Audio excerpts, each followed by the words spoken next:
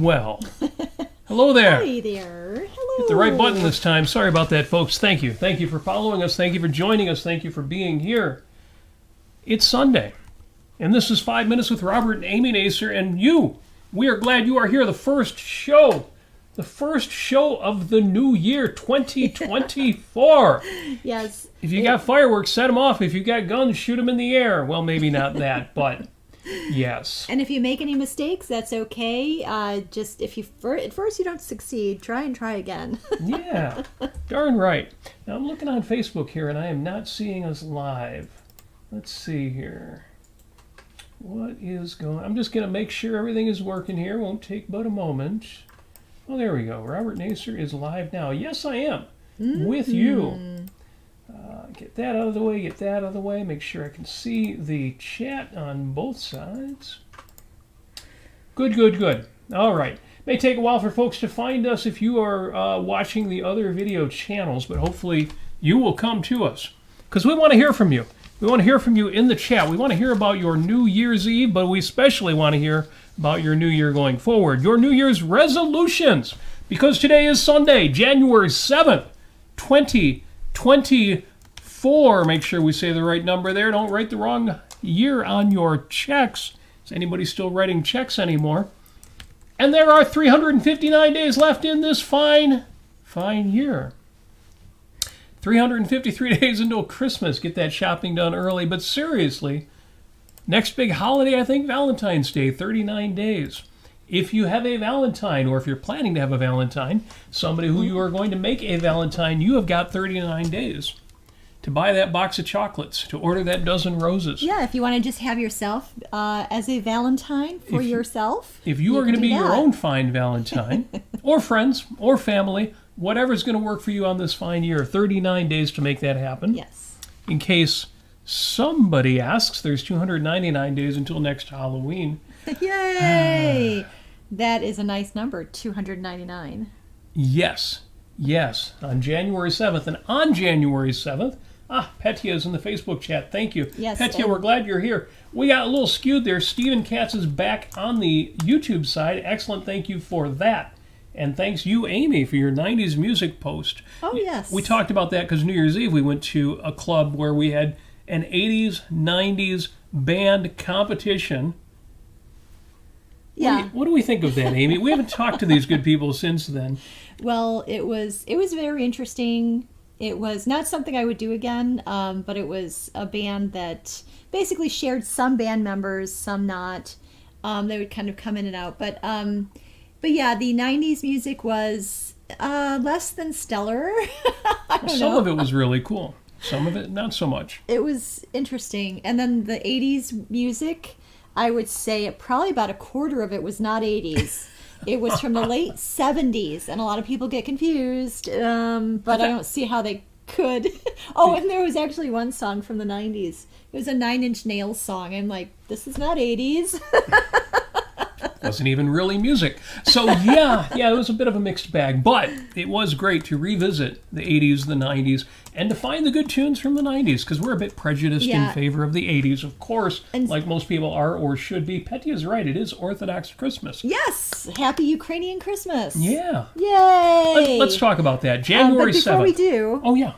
So Stephen mentions, and the optimistic song post, that's from you. Oh, right. I still have to make my optimistic song list. That's a goal for this month, but you'll be seeing that. But yeah, the 90s post was really fun. I mean, Nick Provenzo sent me his entire 90s playlist from Apple Music, and it's so cool. Yeah, I totally need to go through that and there put a are bunch so of many those on people my who list. put like whole lists of things and everything. I've got to go through all of it and see if I can't add to my 90s list. I'm sure I can. We take music pretty seriously around We here. do. And we have a lot of fun with it. So, Ukrainian Christmas. Yes. And yeah, fortunately, Jim has found us. Echo is in the chat. Echo, it is good to see you. Thank you for joining us. Super cool. Jeff Bannister is it. Oh, it's great people are here. I'm so glad you found us. For those of you who don't know, we had a bit of a snafu at the beginning. When I clicked the wrong button, it was all on me. Totally my fault. Okay. And it's good to know when it's your fault, because that's how you make your dreams come true, is know when you screwed them up. We're going to talk about that.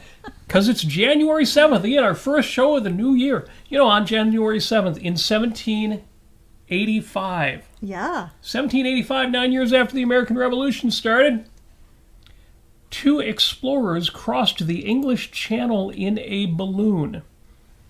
I've gotten a big kick out of this studying balloon aeronautics because we tend to think of, the Wright brothers, 1903, first aircraft.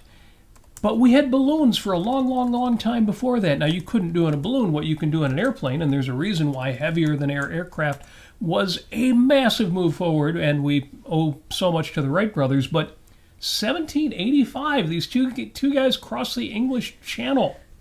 That's in a amazing. higher balloon. 1785. 1785. I mean, this is before toilet paper, and I mean, really, sorry. Yeah, before all that important stuff like that. This is before hygiene. I mean, they had a little bit of it back then and everything, but still, people were using privies. There are stories told about this trip over the English Channel. By the end, they were finding it so hard to stay in the air, they were throwing everything overboard, including one of the explorers' trousers. Speaking of hygiene, but whatever it takes. Yes. There's a fun recent film which I can recommend, The Aeronauts. Yeah, there's a great film. Great film about balloon adventurers. Semi-historical. They changed the characters to make it a more interesting film. I don't really care about that. And it's just a great movie. You remember, was it last year or the year before that? We went with our friend Carrie to the balloon. Last year? Inflating. The Howl... Balloon Fest. Balloon Fest. I forget the name of the event. But it's basically... It's on my Facebook wall. You can find it. Bunch of hot air balloon fest. And it's so beautiful. It's it's just... If you've never been to a hot air balloon festival where they... Especially at night, when you can see them lit up in the evening, it's gorgeous. Mm. Yes. If you get a chance to go to a balloon festival, highly recommended, whether you've done that before or not. Also, January 7th was the date of the first United States presidential election, in which voters chose electors who, a month later, selected George Washington to be the nation's first chief executive. Question for you folks out there, if anybody knows the answer to this. If United States presidential elections are determined not by the majority vote, but by the vote of the electors who are elected by the vote, doesn't that make the question of who got the majority vote in the 2020 presidential election a moot point? I mean, some states have electors who, by the rules, do have to follow the will of the majority, but not all of them. So I want to know if any of you out there know the answer, because I haven't been able to find it on that internet thing. Even ChatGPT didn't have an answer for me. Do you know if the various states' rules regarding their electors would have compelled a Trump victory in the states of greatest contention? I don't know the answer to that. Got to find out. Don't mean to get into it, but this was the date of the first U.S. presidential election in which the electors were elected. Of course, it took a couple of weeks then for the electors to come together and actually make George Washington the first president. It's so interesting because nowadays we expect everything to be immediate. Same day. We want the vote tally, and then we want the electors like right after that, say on January 6th. Everything needs to happen fast, fast, fast. And it should. We've got the technology. But first date in the U.S. Jump forward almost 200 years, and President Truman reveals the U.S. has developed a hydrogen bomb in his State of the Union address. It's a heck of a place to announce that advancement. After the original atomic bombs were developed, we developed the hydrogen bomb that combined both nuclear fission and nuclear fusion to be much more powerful. Interesting to me that atom bombs haven't been used in warfare but once. Well, twice if you count the two bombs. Mm-hmm. It's fascinating stuff to me, and this was the day in which he announced it on the State of the Union address. This is how you did things during the Cold War. This is how you made announcements. Very strange. But the anniversary of that, real quick, happy birthday to Kenny Loggins, who is 76 years old today, and he is still out there. Still, my favorite Kenny Loggins song is Whenever I Call You Friend, a duet with Stevie Nicks. Wait, no, that was with Melissa Manchester. Nope. No? But you are right Oh, in wait a a way. minute. Melissa Manchester co-wrote the song with Kenny Loggins. That's right. Yes. Okay. In fact, I have a note from an interview here. Melissa Manchester would say of her one-off songwriting collaboration with Kenny Loggins, it came out of the oddity of the times. He and I kept running into each other at televised award shows, which were fairly new. We were frequently paired up to present awards together. We would meet and chat in the green room, and finally he asked if we could get together and write something. He came to my house one night, and we polished off that song. Huh. And you're right, Melissa Manchester did release her version of the song, but Kenny Loggins' duet with Stevie Nicks of Fleetwood Mac was the one that was the most popular. Yeah, Stephen is asking about Danny's song. I guess that was a Kenny Loggins song. Yeah, it was very charming. I don't remember how that goes. That's the one that goes, isn't that the one that goes, even though we ain't got money, I'm so in love with you, honey. Every day will bring a change of love. I'm not going to sing anymore. I can see that that's painful to you. We'll do that for karaoke next time. In the morning. No, I'm not going to go. Okay. It looks like Anne Murray actually wrote that one. Canadian. Danny's song? Yeah. Sounds about right. It's very, very sweet. It could easily be a Canadian very tune. Anne Murray. It's also very Kenny Loggins, so very nice. Very, very nice. Oh, Equal to Reality found us after our many snafus getting started here. And Apollo Zeus, Equal to Reality, says 1.75x speed to catch up to live. I do that a lot too, so I'm glad I'm not the only one who does that. Yes. Yes. Good to see Christopher Smith is in the chat as well, so we can talk more music stuff. But the next happy birthday goes out to Rand Paul, not a musician as far as I know, but you know, Rand Paul. Rand Paul, bless his heart. The thing about Rand Paul is, here's what I want to say about Rand Paul. I have a lot of criticisms of Rand Paul, who incidentally was originally named Randal. His original nickname was Randy. It was his wife who started calling him Rand just for short. He was not named after Ayn Rand, despite his libertarian leanings. Well, but except that Ayn Rand had nothing to do with libertarianism. Wash her hands of that. But since it is his 61st birthday, the senator from Kentucky, I want to say happy birthday to Rand Paul. You know, we pick on Rand Paul because he ain't the man he should be.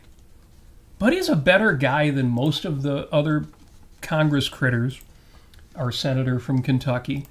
And it's in this age of Javier Milei taking over Argentina that I give props now to people who I've been very critical of, and I will continue to be very critical of, but I will give props to Rand Paul because he's a better man than, well, either of the last two sitting presidents. And he's better than 90% of what's in Congress right now. So happy birthday, Rand Paul. I'm not going to criticize you on this, your birthday. I'll save that for, well, every day after today. One more happy birthday. It's Nicolas Cage's birthday. So tell us in the chat your favorite Nicolas Cage film. I haven't seen that many of them. Maybe half a dozen. I guess I need to look up what was he in. All I know is that. Oh, we did watch Moonstruck with Cher and Nicolas Cage. He started out as a young man looking fairly handsome. Well, yeah, he was in those teen films. And then he grew up, and then he started looking kind of interesting. He's interesting. He's a handsome man, but in a unique way. And then he moved to New Orleans and bought that one haunted house that he lived in. And yeah. Do you remember that? His birth name is Nicolas Kim Coppola. Mm. And yes, he is related to the Coppolas. Let's see, he's a nephew of both director Francis Ford Coppola and actress Talia Shire, who is a Coppola. Cousin of directors Roman Coppola, Sofia Coppola. So yeah, the whole family. And he's related to Jason Schwartzman, who is also part of the Coppola family. So there you go. And yes, he has done weird things, as you suggest. And in that regard, since we went the movie route, Golden Globes are tonight. So we definitely will try to wrap up before the Golden Globes start so that you can find out if your favorite films of 2023, your favorite actors, actresses. Except we don't call them actoresses anymore. I looked at your list. Yeah. And I thought, we've seen two of the things two on or the three, list? yeah. We saw The Holdovers, which for some reason The Golden Globes have the holdovers listed under musical or comedy. That was not a comedy. I mean, there were a few funny bits, but it was definitely not was a. not a That should have been comedy. listed under drama. But I guess they figured they couldn't really put it with Killers of the Flower Moon or Oppenheimer. So they put it under musical or comedy along with Barbie. So yeah, we did see Oppenheimer, we did see Barbie, we did see The Holdovers, and we saw a film that's listed, how's this for a category? Cinematic and Box Office Achievement. Well, that's sort of like the People's Choice Award is what that is. Okay. I Yeah. think. I mean, or maybe I'm intended wondering, to be. I'm wondering if that is a new category this year, because I've I don't never think heard I've ever of heard of that. that. Yeah, well, this is the first year that the Golden Globes are being run as an independent organization. You may remember in the past it was run by the Hollywood Foreign Press Association, the HFPA. Well, the Hollywood Foreign Press Association no longer exists. So let's see, all the rights and properties related to the Golden Globes have been acquired by Dick Clark Productions That's nice. and Eldridge Industries. So maybe this is the first year for cinema. But the reason I mentioned that unusual and probably new categories, cinematic and box office achievement, is until I see all the films, I'm going to say my vote goes for, and this is the only category I think you could really put this in. You could have put it under musical, but not really. Taylor Swift, The Eras Tour, is on the list along with Barbie and Oppenheimer. And Guardians of the Galaxy Volume 3, and John Wick Chapter 4, and Mission Impossible Chapter 47, whatever it is. Spider-Man Across the... I think the only one of these that is not a sequel, besides Barbie and Oppenheimer, was the Super Mario Brothers movie, which I also haven't seen yet. I don't know anything about that. I'm giving it up for the Taylor Swift. Taylor Swift Eras Tour. She rocks. Yes. Again, we don't like her music all that much. We're but not really she's fans. It's so just such a great movie. amazing. Such a great performance. Yes. Two more things about January 7th. It's National Tempura Day. So we should obviously go over to What the Pho and Get some shrimp shrimp tempura. With the broccoli tempura and the zucchini and sweet potatoes. The sweet potatoes and the onion. They do a pretty good tempura dish. For folks who don't know, What the Pho is the name of our local pho or pho restaurant. We call it What the Pho, even though people will correct you on that. PHO. It's the Vietnamese cuisine. And if that sounds a little really cheeky or even offensive, I've seen worse. Yes, we have. I've seen worse names for pho restaurants. I still like the furniture store Sofa King. It's good, but is it golly. Sofa King good? And finally, one more, and Petya beat me to it. It is Orthodox Christmas Day. Now, you would think if Christmas was January 7th by the Julian calendar, then when we adopt the Gregorian calendar, don't we change it, to, in this case, to December 25th? And the answer is yes, most people do, but Orthodox religions, several of them, celebrate Christmas today. So it is Orthodox Christmas, and that means if you haven't taken down your tree yet, like somebody I know personally, intimately, it's okay, because it's still Christmas. It is Christmas. We celebrated all 12 days of Christmas, well, the whole season of Christmas plus. But one more. Yesterday was Epiphany, so you would think that it was over, but no. Today is Orthodox Christmas Day. I'm not Orthodox. I'm not even really Christian, but, that's pretty cool. any reason to celebrate the holiday, if not the holy day, is a good reason. Yeah, I had a friend as a child who was a member of the Greek Orthodox Church. Wow. Yeah. She was just a little girl. And So it she didn't mean told me too about much it. to her. No. Other than her church was even weirder than yours. Then she was a little bit, I would always be attracted to the outcasts, and I think she felt that way because she didn't celebrate Christmas as the rest of everybody did. Oh. Yeah. So I love them outcasts, man. Yeah. I love the weirdos. like the Congregationalists at Daggett Farm. Yes. When do you celebrate Christmas? We don't. Christmas is just another day. Yes. Yeah, I wonder if there are any evangelicals or any Christian sects who don't celebrate Wait. Doesn't the Jehovah's Witnesses Do they not celebrate? I don't know if they do. Let me know. biblical holidays. Yeah, Stephen Katz is making a great point. Jehovah, Jehovah, Jehovah, Jehovah, Jehovah. Stop saying that! Stephen Katz is pointing out, because I'm one of those people who celebrates December 25th as Newton's birthday. But he is pointing out that Newton was born on 1225 Julian. On the Gregorian calendar, it's a different date. So, we're doing a little of this at our convenience, which has always been true of religious beliefs anyway. So I'm all for that as well. Yeah, Jehovah's Witnesses do not celebrate Christmas. Jesus Christ. Poor baby Jesus doesn't get a poor folks. birthday. Oh my gosh, so sad. And What are the three wise guys going to do when they show up with their embalming wise guys. embalming stuff? All right. Well, we've got a couple of JWs in our circle here, our wider circle, Yes. not necessarily in our inner circle, but if you JWs out there are listening, you have our sympathy and our empathy, and I think the ones that we know aren't actually Jehovah's Witnesses anymore. So No, they're it's recovering. all good. They're recovering. And yes, join us in the celebration. One more day of Christmas. So, what have we been doing this week? What have we been watching or listening to this week? The Equalizer.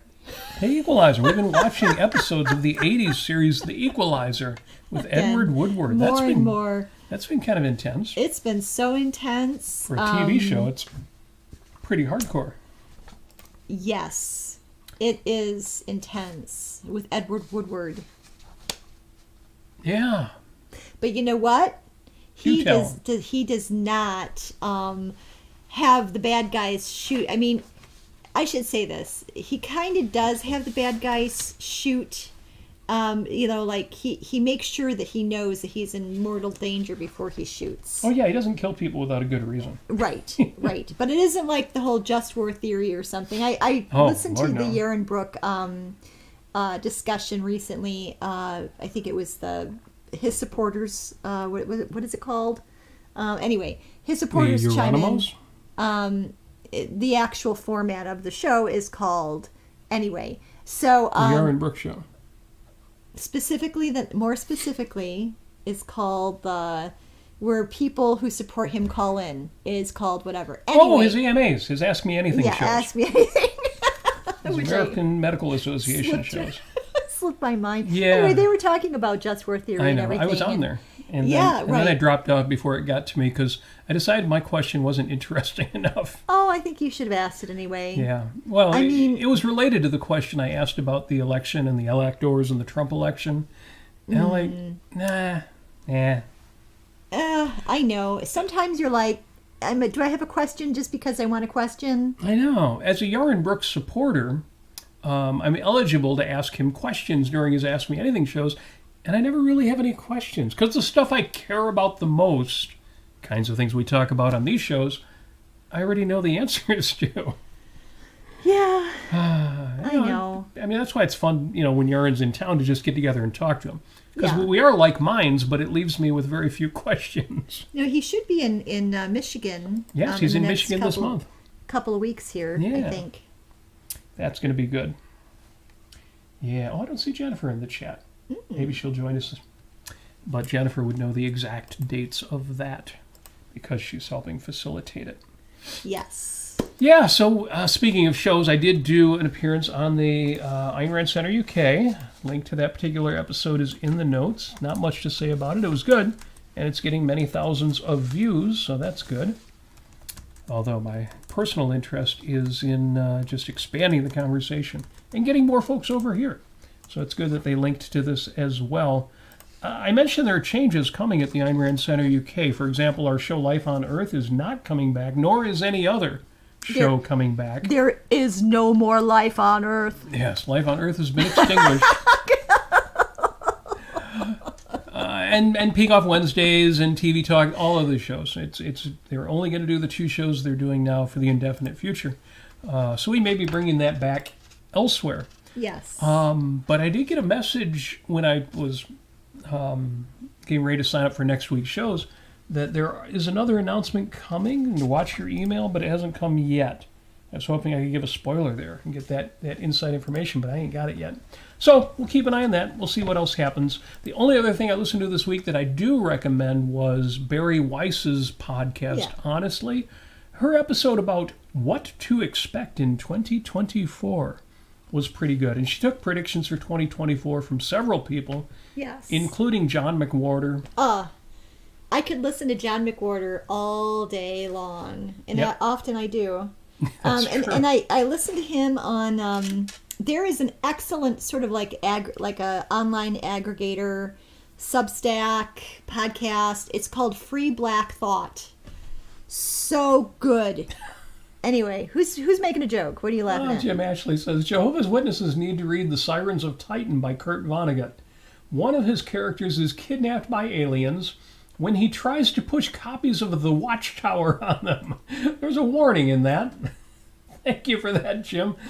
Yes, I get so frustrated when I see that nonsense. And usually it's, on the floor of the men's room having been stepped on, which is probably what it deserves. But it's annoying to me, though, because I remember when I was a little child, I would see those, whether it was the full Watchtower magazine or the little cheapy newsprint, do you want to go to heaven or will you be in hell dying of hellfire and burning forever? And you're like a little kid reading this stuff and it's like, Jesus effing Christ.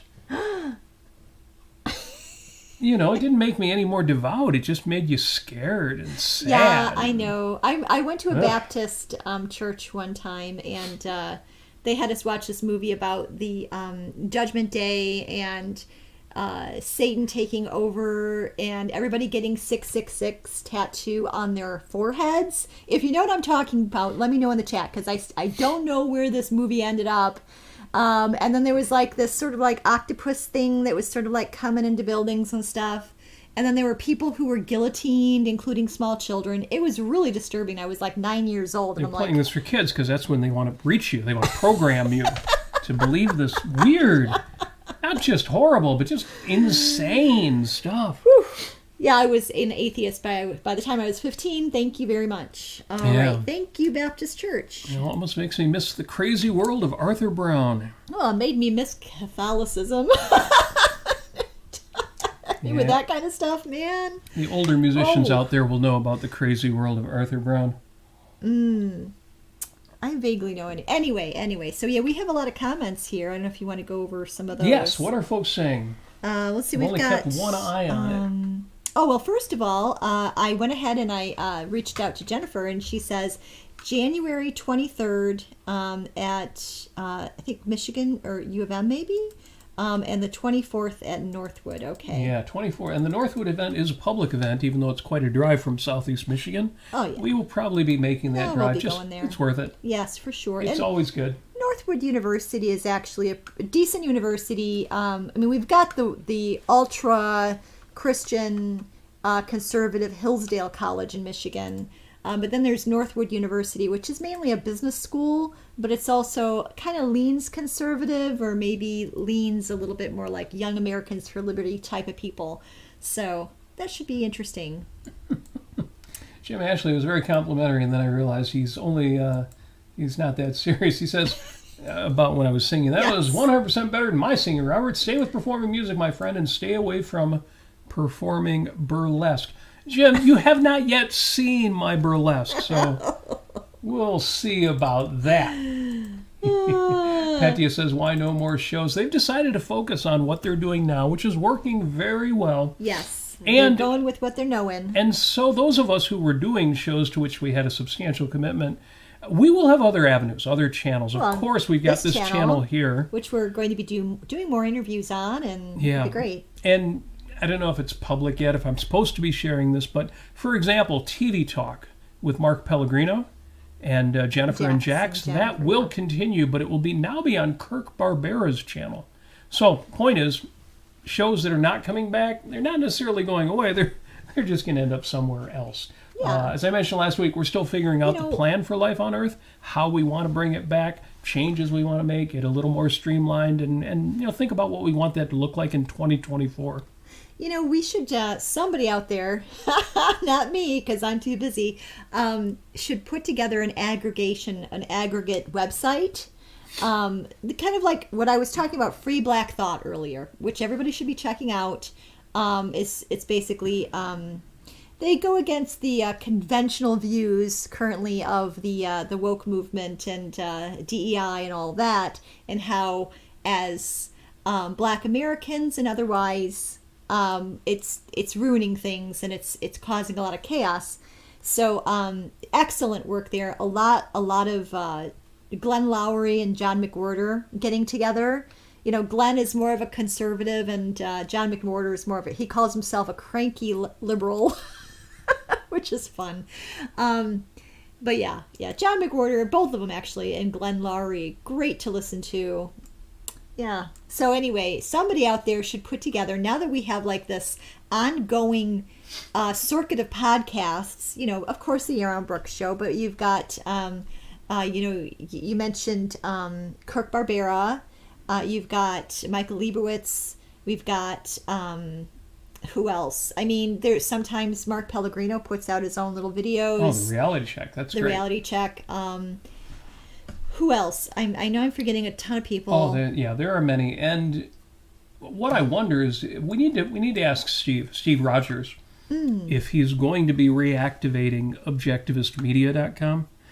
I think it's .com, but his objectivist media site, because it's a great site. Everything that has ever been done in objectivism, you know, for the last 20, 30, 40 years is listed on this site. And if it's available online, it includes links to it.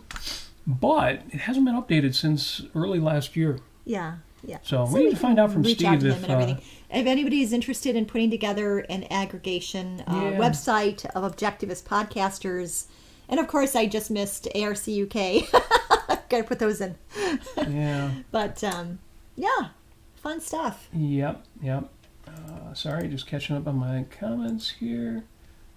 Oh. Okay, yeah, Jim Ashley's quoting Bertram Cates in Inherit the Wind.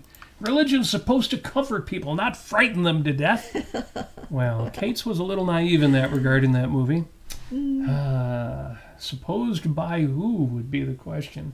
I certainly know how I grew up with it. Yeah, we have a lot of recommendations for movies. Good. That's always great. Appreciate that. Yes. Although right now we haven't been watching much besides Equalizer. The Equalizer. Now I did watch a film without you. Oh, what did you watch? I watched the film My Favorite Year. Oh, how was it? Great fun. Oh, really? Might not be your kind of thing, but it's a charming movie. Peter O'Toole is magnificent in it. And the reason it came up for me, I'd seen this film way back, probably when it first came out. That's right. You were telling me about it. Okay. But the actor Mark Lynn Baker showed up in one of the Equalizer episodes. And then a few episodes later, Jessica Harper showed up. Oh. And both of them are stars of My Favorite Year. And they may even I see this. Mark Lynn Baker probably has a bigger role than Peter O'Toole does in it. Wow. It's a charming film. Yeah, Very Mark sweet. Lynn Baker of Perfect Strangers with If Balky. you ever saw that TV show, Perfect Strangers, That was a silly. strange film. So, Strange TV series. show. Yeah, I don't know if that's on streaming or not, but it's just another wonderful, glorious twinkle in the eye of the 80s. My Favorite Year is just charming, sweet, very funny. Oh, okay. Not philosophical at all.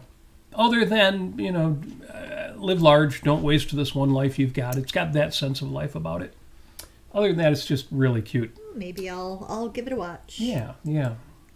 I ended up watching it on the Roku system, which meant there were 2 or 3 commercials in it, but it was worth it. Yeah. It was good. To be honest, I couldn't remember how good it was because when I saw it, I was younger and I was very easily, I had low standards back then. So it's kind of like watching Roxanne now. It's the kind of film that I liked when I was young and don't like so much now. So anyway, enough of that. That just wraps up and puts a bow on the question of what were we watching this week. Now Stephen says, what did you think of Anarchy, State, and Utopia? I guess it's a book. I have not read Anarchy, State, and Utopia. No. Is that Nozick? Robert Nozick? Let me see here. Yes, Robert Nozick. I have not read anything by Nozick, other than synopsises of his stuff. Is it something that I need to read or have a reason to read? I don't know. I am not a fan of anarchy because I equate anarchy with, well, anarchy. Places in the world where there is not an established government that protects individual rights. I don't know why we think anarchy applied to a modern civilization would be any different than what we get, for example, in countries or lands that aren't even really countries in Africa or other areas where it is, ruled by force, not of the government, but just whoever has the most power, whoever can pull off the next coup. Yeah, I don't not a fan of anarchy. Yeah, me neither. It for me, anarchy undercuts the fact that human beings are cognitive entities, and you need kind of a system. So if you try to start a business, for instance, based on let's all just do something. Yeah, well, the premise is that the systems would evolve. The same way that systems evolve in markets. But evolve in an actual system, or evolve in some sort of like, let's all just kind of go our own way and create chaos. Well, you'd have and to read the book. Chaos will turn into... You'd have to read the book, because you see, we don't get chaos in markets. They actually evolve in ways that align. So, look at the market for search, or look at the market for groceries, or look at how all of these markets end up evolving, and they do align. It's not chaos. You can categorize markets in that way. Well, they're not but just there is categorized. chaos in markets. Well, look at shipping, for example. Look at the shipping container system. What I mean by that is people are fired. People are hired who don't deserve it. People are fired who don't deserve it, or they do deserve it. Right. Or companies go out of business because they're not doing well and they're not actually paying attention to what they're doing. I mean, there is chaos. There's chaos in people's lives, and that kind of goes into that whole thing. But you can't. What I'm trying to say is you can't take out concept formation from human activity. When you do, it doesn't go well. Anyway, go ahead. Yeah, I'm sure we're talking over each other, and you're talking about completely different level than I am right now. Sounds like a different conversation we need to have. Yes. But the short answer to the question is, what did I think of it? But I don't think of it. No, I haven't read the book, and so I have no thoughts on the subject. And I am not an expert on it at all, other than, again, there are places in the world, many places in the world, that practice anarchy right now, and anybody who's an advocate of anarchy is welcome to go there. Of course, they're not going to, because nobody wants anarchy as it actually exists in reality. Right. Now, I have no answer to somebody who would say, sure, we don't want Uganda, we don't want, savage tribes, but in a civilized society, which has gotten to the point where we're at, say, anywhere in the West, if you then can take the next step, now we're ready for it.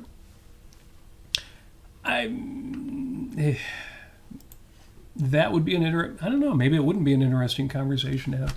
Yeah, I mean, but Jim it's not Ashley, what we're talking about today. He mentions, in the end, anarchy only leads to group warfare, group against group, or rather gang against gang. It has to. Yeah, see, the idea, though, is that as people adopt rational self-interest, they will realize it's not in their self-interest to not work within a rational context.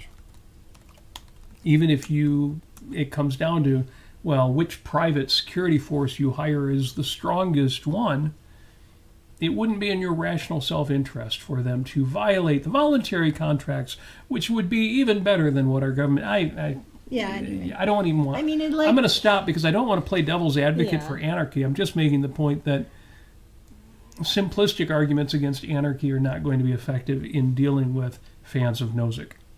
Yeah, so far Stephen says the anarchy state in utopia comes to the same conclusion as Rand about politics. The ideal state is a minimal one. Minimal one. I don't, you got me there. I'm not so sure what all that means. But a government that's, You're welcome to write a review of it, Stephen, and and we'll take a look. Yeah. But it's yeah. Yeah, I mean, yeah, it's minimal- the same thing with me with socialism. Is it completely evades it evades the nature of a human being. Well, So depends on what you mean by minimal. yes, it really depends. I would say minimal is the absolute smallest size that can still protect your individual rights and perform the functions that are required to make that happen. Yeah. Basically, the monopoly on the use of force. It's more complicated than that. In fact, I have made the point to objectivists, it's more complicated even than they realize it would be. But, if we get anywhere close to that, and then we want to argue around the edges of, well, should the government have its own agency to determine if fraud has been, or should we be able to go to lawyers for that? Should the government have its own agency to figure out if unsafe foods are poisoning you, or should we be able to go to a third party for that and abolish the FDA altogether? We can argue about that once we get anywhere close to that. Well, Okay. Christopher's on YouTube says, punk rock is cool though. Punk rock is cool. And not all punk rock was based on anarchy, by the way. Yeah. Yeah. Some punk rock was just outright nihilistic. Well, Or and for some it of you, was- nihilistic. And some of it was outright socialist. But Amy, the Well, good punk rock was some neither of of it was those very things. rational, like Minor Threat. Minor threat. That's right. Straight edge. Straight edge. Whatever. Right. Do the right thing, man. You gotta get a Sharpie and put an X on the back of your hand Totally. on both of them. Punk rock was awesome. Punk rock was also terrible. When people tell me, Robert, you like punk rock? It's so nihilistic. I don't argue with them because some punk rock is nihilistic. But what it was arguing against at the time needed to be argued against, and I would Yes. say it's in many ways it still does. So, hardcore punk rock, absolutely. And a lot of it was humor or exaggeration. Yes. Even bands that were nihilistic, bands like Fear, you Yeah. kind of had to know how to take Yeah. them. Yeah. I mean, you had to understand satire, especially with the Dead Kennedys, for instance. Yes, with a name like the Dead Kennedys, there's a clue right there. It's funny because if you're into punk rock, you forget how horrible even just names of the bands were. You're just used to it because that's the name of a band. Yeah, I know they got it from the Nazis, but we're used to it now. What the hell? You called your band Joy Division? Do you know what that is? Well, we're all used to it now. It's just the name of a band. Yeah. It's about joy. Yeah, sure. Yeah, sure it is. So yes, again, if somebody says, Robert, you're wrong for liking punk rock, Gosh, what? There's this. you're okay, cool. I'm good with your opinion on that because I think all mothers would appreciate the band, the Circle Jerks. the Circle Jerks. Again, we're so used to the band that we kind of shrug off what that actually means. Oh, yeah. Well, Hey, Akira. Akira's in the chat. And Jello Biafra was great. He was great. He still is great. I don't agree with him on everything, but the guy has balls, and I really appreciate that. Oh, my gosh. Yep. And he was like, well, he with the Dead Kennedys, I should say. I mean, I was really into Voltaire because of the satire, and when I was a teenager, and that was sort of like in the same vein as the Dead Kennedys. The satire and the exaggerated illustration of what was wrong with the world was amazingly well done. So good. Now, there may be better ways for a young person to discover self-expression and self-assertion than going through a punk rock phase. But it worked for me. So, Well, it worked for me. again, for I sure. understand the criticism, and I do not deny any of the validity of the criticism, but if you found it of value, I understand that too. I absolutely did. Oh, Akira asks, do you guys know what the topic is for tomorrow's daily objective on ARC UK? No. I do not, No. actually, because I'm not on it. Yeah. Good question, though. We may have been on it, so. Yeah. I do not know actually, I don't know, I don't even know yet. I'm waiting for the email confirming it, which episodes I'm going to be on this week of the reality show. So, do not have an answer to that. I could certainly take a look at their channel real quick and see.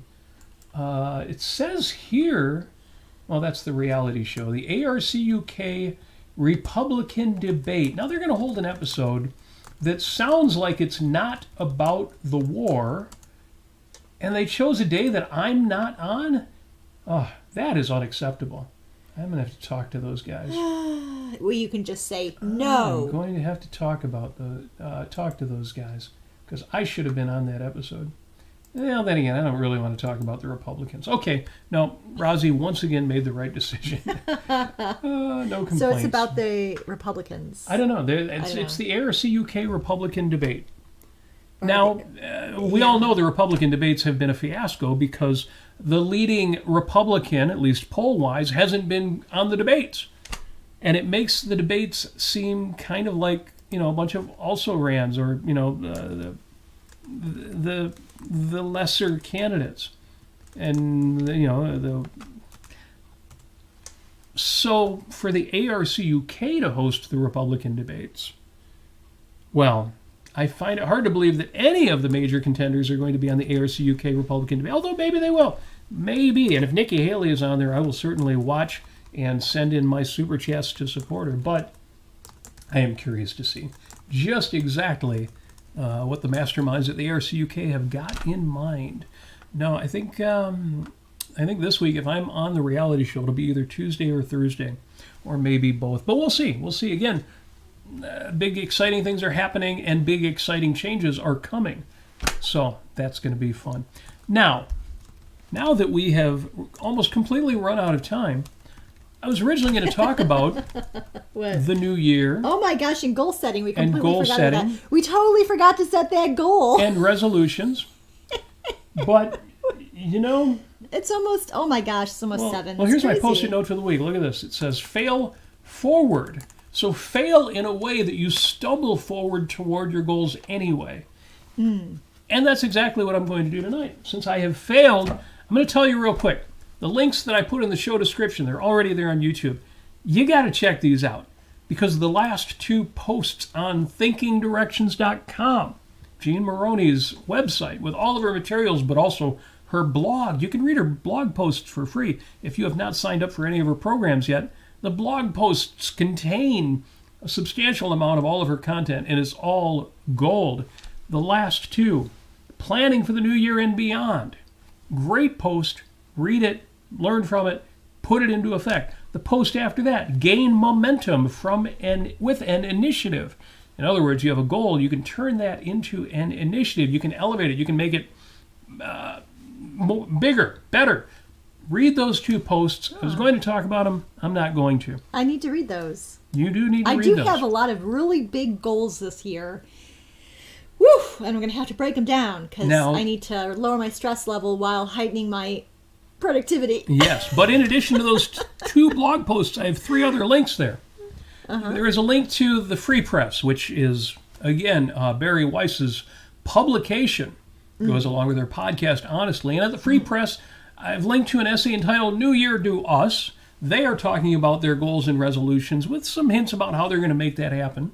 Along this same theme, a link to an article on the New York Times, Broken Promises.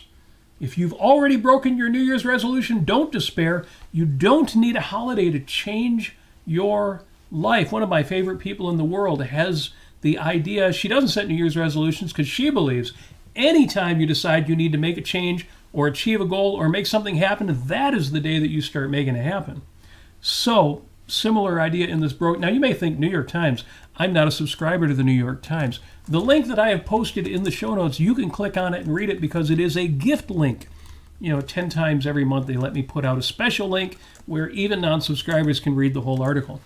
This is actually a short one. It probably wasn't worth using up one of my 10, but I liked it. You should read it. And finally,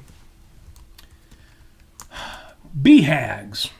What's that? BHAG. This was originally a term that came out of a business book. Oh. But people have started applying it to their personal lives as well. A BHAG, a BHAG, is a big, hairy, audacious goal. There are 2 perspectives that people have about setting goals for the new year, real quick. One is you want to make it very realistic so that you can attack it and get results right away and gain momentum because it's not that hard and you're actually doing it and you're making progress. So don't make your goals unrealistic or they'll just burn you out right away. The other thing that people do is they set a BHAG, a big, hairy, audacious goal. And here, from the book here, the litmus test of a true BHAG is how it answers questions like, well, does it stimulate forward progress? Does it create momentum? Does it get people going? Does it get their juices flowing? Do they find it stimulating, exciting, or adventurous? Are they willing to throw their creative talents and their human energies into it? In other words, it's big, it's hairy, it's audacious. And just by saying a big, hairy, audacious goal gives you some energy toward fulfilling it. Okay, so which approach should you take? And my answer is it depends on the goal and it depends on your temperament. You have got to right-size your approach for the kind of goal you want to achieve. What you're going to get out of reading those 2 Gene Moroney articles, just real quick, the value approach. You need to be approaching everything as values. Oh, but I have a disvalue that I want to get rid of. That's my goal. I don't want to be late for work as often, or I don't want to be overweight, or I don't want to be... No, it's not going to happen. You know it's not going to happen. You've set these kind of goals before. If they didn't work, it's because you took that approach. Now, if they did work, or if they're going to work in the future, the approach is not, oh man, I want to not be late. No, the approach is, I want to be punctual. I want that feeling that comes from knowing as I'm in my car driving, I am way early and nothing's going to happen to make me late. Even if it does, I know I did everything I could. And when I get there 5 minutes, because 5 minutes early is on time is late. When I get there 5 minutes early every time, I feel good about it. I feel that self-confidence, that calm, and even that bit of self-respect, that pride. Pride is a virtue. Because I made sure I wasn't late. I made sure I'm here early. They see me sitting in the lobby, waiting for this meeting, waiting for this appointment, and they know, oh, there's a guy who's got it together. And I look at myself and I say, oh, I am a guy who's got it together. Or getting in shape. Oh, yeah, I want to lose weight. I don't want to be overweight anymore. Say, no, wait a minute. No, I want to be slender and I want to be fit. And I want to take the actions that do that. I want to feel that in my muscles. Even if it makes them sore, I also feel strong. I feel invigorated. The value, you need a value approach. Read Gene Moroney's articles. Again, I was going to talk about this tonight. That's all you get. That's all you need. Well, we can, if we find anything that we can follow up on, we can talk about that next Sunday. Well, we're going to be talking a lot about strategies, as we always do, and more this year. So, for example, my Post-it note for myself, besides the one that says fail forward, my Post-it note for myself for the week, and you could take a Post-it note and write this down and put this on the wall by your bed, by your bathroom mirror, wherever you will see it several times this week, to remind you, make it easier to succeed than it is to fail. Can you imagine if not just your goals, but every step, individual action on the way to your goals was easier to do than not do? That it was easier to succeed than it was to fail? If every aspect of your attempt pulled you toward your goals. You're like, well, sounds great. How do I do that? How do I make it easier to go to the gym than to stay home and eat chips? You can rearrange your schedule in such a way that if you stay home and eat chips, it will actually be hard to do. You can get rid of the chips, change your schedule. You can have accountability partners who are going to make sure you're where you need to be. You can have bragging rights online. Make sure when you go to the gym, you snap that selfie and share it with people. Make it easier to, and every step of the way, not just the goal itself, every step of the way, make it easier to succeed than it is to fail. We have reviewed the book Atomic Habits before. Adam Grant, he's great at this. If you have not read Atomic Habits, it will give you ideas on how to make it easier to succeed than it is to fail. Make it hard. Make it hard on yourself to do the wrong thing and easier on yourself to do the right thing. Again, this is 5 Minutes with Robert and Amy Nasir. Of course, we're going to be talking about more and more of these tips and tricks and strategies and things We had to at least get a few of them in on this, our first New Year's show. Yes. Well, that's an excellent summation of what we were supposed to be talking about today. Christopher Smith in the chat says, lovely penmanship. Absolutely. Robert is an excellent writer. Well, thank you. In the These are just sense Sharpie on a Post-it note. that you can do calligraphy. You can do all sorts of things. Can't everyone? No. Although I posted my cursive writing online, and that's pretty rough. I mean, it's not bad. My script is a little rough. It's not bad. It's probably better than mine. But your calligraphy. kids these days, they can't do it at all. Robert can pick up one of those funny calligraphy pens and like really make amazing things out of it. I know we didn't get a lot of Christmas cards out this year. No. But when we do, and if you did receive one, that is Robert's beautiful calligraphy. If you did, we got one third of the Christmas cards that I sent out last year. That we sent out last year because Amy hand created last year's Christmas cards. And this year I'm too busy. But we only got out 1/3 as many cards. If you got one, you're special in some way, although you're not more special than the people who didn't. There was some reason why I made sure that I got a few of those out there. Other than that, it was mostly family and inner circle, GLOW, Great Lakes Objectivist people. Sorry about that. In fact, I've got some cards, some generic cards I may be sending out as the year goes on, just because maybe it makes more sense to do that instead of sending out, what was it last year, 100 cards, whatever it was. Yes. I don't know. Anyway, with that said, thank you for the compliment on my writing. Again, this is just block capital letters, but yes, Amy's right. I do like writing. Folks, Happy New Year. Our first show of the new year. It's 2023. See, I said that on purpose because the joke about writing checks, nobody writes checks anymore, so got to throw a few of those out there. It is 2024. 2023, was it our best year yet? It was a mix. starter year. It was a starter year after the pandemic. It was one of those things that it was better than any of the pandemic years. We couldn't just rush into being as active in 2019. So we all had to kind of like gradually ease into it. At least that's what I did. In some ways, it was my best year yet. The Life on Earth episodes that I did, if I do say so myself, and I do, they were damn good. I am very proud of some of those shows. I'm very proud of this show. We're still enjoying 5 Minutes with You Good People every Sunday night. We went to Japan, we went to Okan, we went to Miami. We'd never been there before. We did a bunch of adventure things. We celebrated my birthday in grand style. Yeah, I have actually typed up the year in review. I haven't posted it yet. I want to see it. Because I need to get some photographs in there as well, and I have to go through my pictures. Yeah. It was a good year. 2024, I have grander plans than that. I'm still working out the specifics because I want to make them, I'm trying to avoid saying right size. I'm trying to make sure that they are as big as they can be and still be rational, still be values, still be not burdens or obligations, but things I'm excited to make happen. I want to be more efficient. And some of those goals have to do with music, some of them have to do with money, some of them have to do with all of you. Less effort, more result. Yes. That's what I want.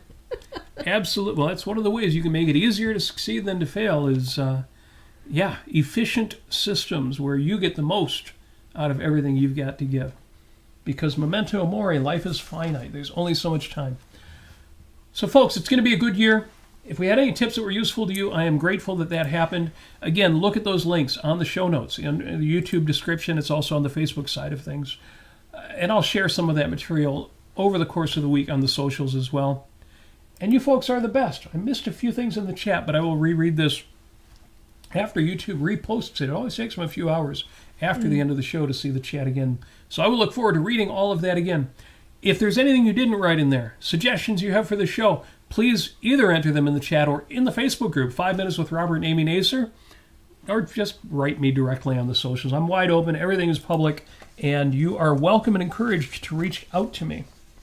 Yes. Yes. Yes. With that said, let's see. You can find me on Substack, robertnacer.substack.com. I haven't been writing enough, but I also haven't been publicizing that enough. There's some good stuff on there. Well worth reading. If you go to robertnacer.com, some of you have heard this before, and scroll down to the bottom of the page with all the resources, all the links after the videos, there is a link to Patreon where you can become a patron of this show, Yes. as well as PayPal where you could make a one-time contribution to this show. If you have a mind to do that, you're welcome and encouraged to do it. Those of you who are already patrons of the show, you live here. Boom, in my heart, in our values. You have our gratitude. Even more than all the rest of you who also have our gratitude. Seriously, you are one of the reasons why we keep doing this, a big reason why we keep doing it. Even if I feel like taking a week off, I think, we've got patrons. They're basically, well, they're rewarding us, but in a sense, they're paying us to do this show. We got to do this show. Yes. So thank you. Thank you for that. It's going to be a good year. It's going to be, again, a lot of goals and aspirations and self-development, but we're going to keep having fun along the way. I was going to say somebody, I should say many people have told me, especially because we're 90% Ayn Rand fans in the audience here, we need more fun, we need more humor, we need more lightheartedness, we need more values. Yeah. We spend so much time talking about everything that's wrong. Well, here is where we talk about everything that's right. And one of the things that is right is you. Thank you for joining us. As always, we wish you every success that you so richly deserve. People who don't deserve success, they don't watch a show like this. You do. You deserve every success. You deserve flourishing, that big word that means more than just happiness, but happiness too. And that is why, as always, we wish you all of that. And we wish